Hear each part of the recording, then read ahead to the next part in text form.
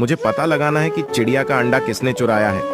जल्दी बताओ, क्या तुमने चिड़िया का अंडा चुराया है? अंकल, मैंने नहीं चुराया है। आप चाहे तो देख सकते हैं। ठीक है, मैं अभी देखता हूँ। अरे इसमें तो बहुत सारी चॉकलेट है। तुम सही कह रहे थे, इसमें चिड़िया का बच्चा नहीं है। अब तुम्हारी बारी। क्या तुमने चिड़िया का अंडा चुराया है? अरे अंकल, मैंने भी चिड़िया का अंडा नहीं चुराया है। आप चाहे तो देख सकते हैं। ठीक है, मैं अभी देखता हूँ। अरे इसमें तो खिलौना है। तुम सही कह रहे थे, इसमें चिड़िया का बच्चा नहीं है। अब तुम्हारी बारी। लेकिन उसे देखने से पहले आप लोग बताओ, आपको पैसा चाहिए या मम्मी का प्यार? मम्मी को प्यार करने वाले वीडियो को लाइक करके चैनल को सब्सक्राइब कर लें और कमेंट में आई लव मम्मी लिख दें। जल्दी बताओ, क्या तुमने चिड़िया का अंडा चुराया है? नहीं तो मैं तुम्हें जेल में डाल दूंगा। अरे अंकल, हाँ, मैंने ही चिड़िया का अंडा चुरा लिया था। वह मुझे रास्ते में मिल गया